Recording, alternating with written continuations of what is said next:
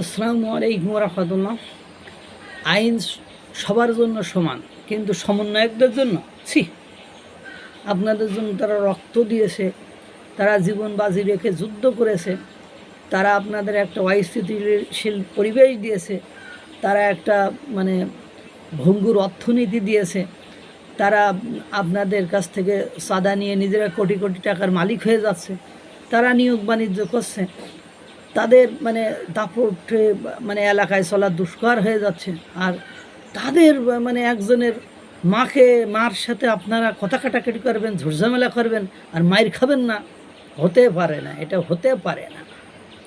আইন সবার জন্য সমান নয়। আইন হলো জনগণের জন্য একরকম, সমন্বয়কদের জন্য আর এক রকম। এটা বুঝতে হবে আপনার। সমন্বয়করা হলো জুলাই ফাইটার, তাদের একটা সম্মান আছে, তাদের একটা আধিপত্য আছে, তাদের একটা আলাদা ডিমান্ড আছে। বিষয়টা বোঝেননি আপনারা। যে এক বরগুনায় এক কাপড় ব্যবসায়ীর সাথে সমন্বয়কের মায়ের কথা কাটাকাটি হয়। এই কাপড় ব্যবসায়ী তার ছোট বাচ্চাটাকে নিয়ে রাস্তা দিয়ে হেঁটে যাচ্ছিল। সেই সময় সমন্বয়কের মা এসে বাচ্চাটাকে ধাক্কা দেয়, বাচ্চাটা ছিটকে যেয়ে দূরে যেয়ে পড়ে। পরবর্তীতে বাচ্চাটার বাপ বাচ্চাটাকে তুলে মহিলাকে বলে, আপনি চোখে দেখে হাঁটতে পারেন না, এইভাবে হাঁটা এই যে কথাবার্তা যেভাবে গণ্ডগোল ফেঁসা দেয়। তখন এই সমন্বয়কের মা একটু রুক্ষ মেজাজে কথা বলে, এবং সমন্বয়কদের কথা তো একটু কড়া কড়া হবেই। শরীরে নেই গোস্ত, নাম রেখেছে মস্ত, সেটা হৃদয়কে, তপুকে, তারপরে খানতালাত রাফিকে দেখেছেন না? চেহারা দেখেন, শরীরের মাংস দেখেন, গোস্ত দেখেন।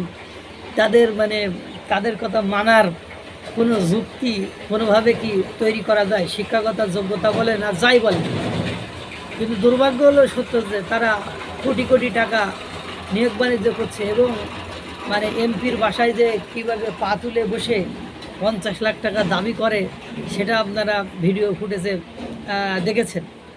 এখন কথা কাটাকাটির এক পর্যায়ে চলে যাওয়ার পরে সমন্বয়কের মা বাড়ি যেয়ে বলার পরে সমন্বয়ক এসে সেই ব্যবসায়ীকে বেদম পিটিয়েছে, এবং দোকানে ভাঙচুরও চালিয়েছে।